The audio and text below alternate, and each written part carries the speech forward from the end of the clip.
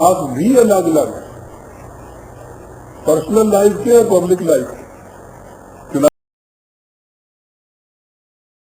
ان کے ہاں تو جو بڑے بڑے مفکر جو ہیں، مثلا لارڈ گرے مشہور ہے اس کے یہ اقوال جو تھا کہ سلطنت کے معاملات اخلاقی ضابطوں کی روح سے طے نہیں پا سکتے۔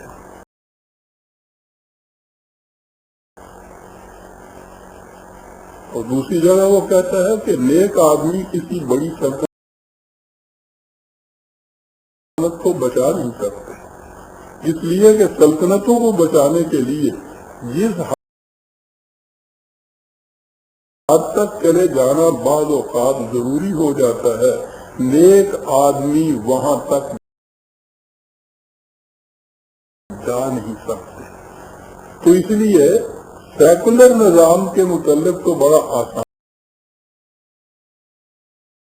ہے یہ دیکھ لینا کہ جو بھی وہ نظام ہے اور جو بھی اس کے دساتیر و قوانین اور ضوابط ہیں، وہ اچھے سمجھدار لوگ ان کو پسند، اور قوم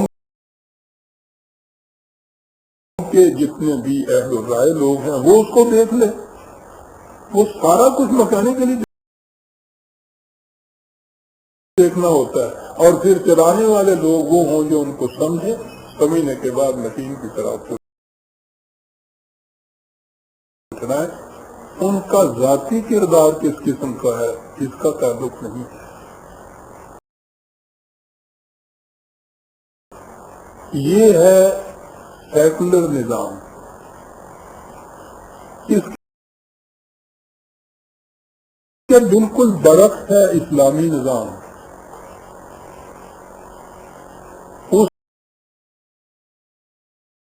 اس نظام میں جہاں تک کانسٹیٹیوشن اور قوانین کا تعلق ہے، وہ انسانوں کے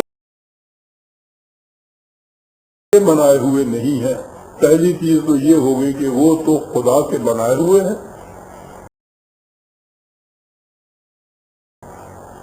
وہ غیر متبدل ہے، مکمل ہے، تو وہ تو اپنی جگہ موجود ہے۔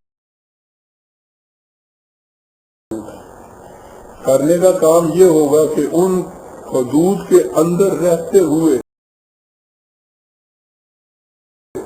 امت باہمی مشاورت سے یہ دیکھے کہ اس کے طریقہ کار کیا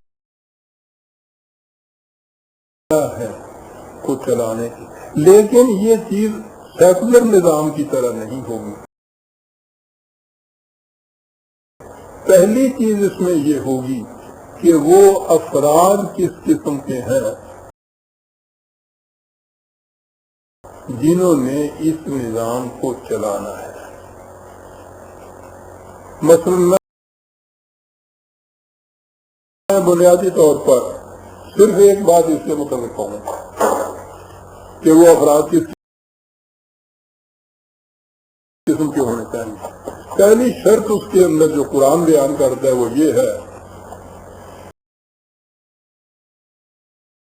کہ اس نظام کے اندر ہر شخص اپنی اپنی صلاحیت کے مطابق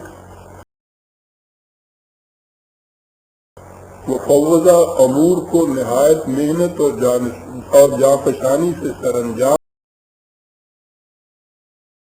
دے، اور اس کے ماحصل میں سے بقدر اپنی ضروریات کے لے کر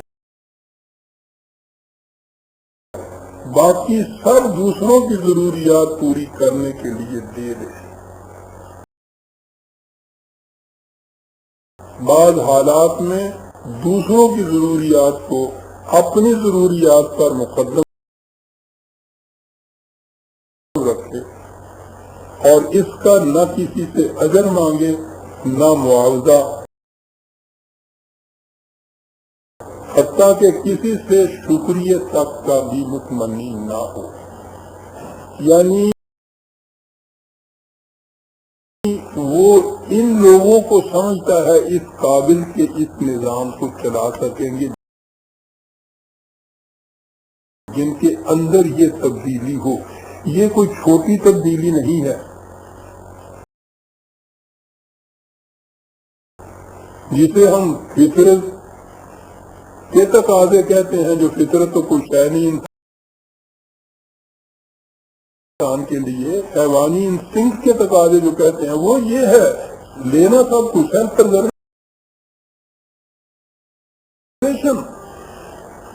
یہاں سب کچھ دے دینا ہے،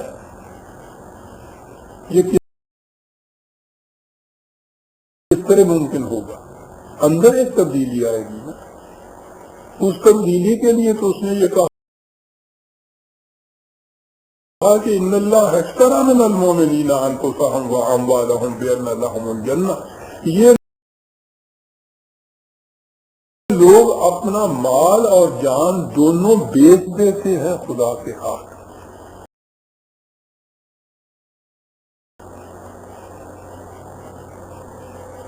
جو لوگ اس معیار سے پورے اترے وہ اس قابل ہوتے ہیں کہ اس نظام کو لے کر اٹھیں اور اس نظام کو آگے چلیں۔ یہ اصل میں ان کے اندر کا جو انقلاب ہوتا ہے وہ اسی کے زور سے یہ باہر آگے چلتا ہے، یہ میکینیکل نہیں ہے۔ اگر ان افراد کے اندر یہ چینج، یہ انقلاب، یہ ذہنیت کے اندر تبدیلی، ان کے کردار میں یہ تبدیلی، سب کچھ دیتے چلے جانا جو ہے یہ نہ پیدا ہوئی ہو تو یہ نظام نہ قائم ہو سکتا ہے نہ چل سکتا ہے۔ قرآن کریم نے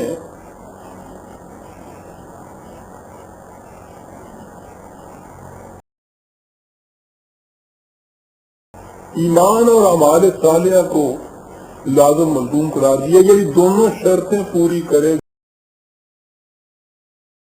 گا جو فرد یا جو جماعت، وہ ہے جو اس نظام کو چلا سکیں۔ ایمان کیا ہے؟ یہ جو کچھ کہا گیا ہے علی وجہ البصیرت، علم و بصیرت کی روح سے اس کو، اس کی صداقت پر یقین رکھنا، کنوینس ہو جانا کہ یہی ہے مقصد حیات۔ پہلی شرط یہ ہوئی ایمان، یہ ہو جائے اندر پیدا تو پھر طریق عمل الصالحہ کے معنی ہے وہ طریقہ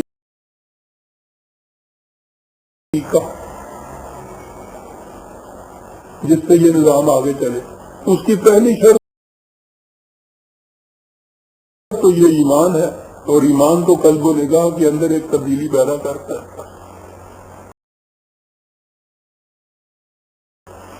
یہ چیز فکری بھی نہیں ہے، میری انٹلیکچوئل بھی نہیں ہے۔ خرد نے کہہ بھی دیا لا الہ تو کیا حاصل، دل و نگاہ مسلمان نہیں تو کچھ بھی نہیں۔ یعنی اول تو اس کے اوپر بہت بڑی چیز ہے اس نظام کی صداقت پہ ایمان رکھنا، اور وہ بھی ذہنی تبدیلی صرف نہیں ہے۔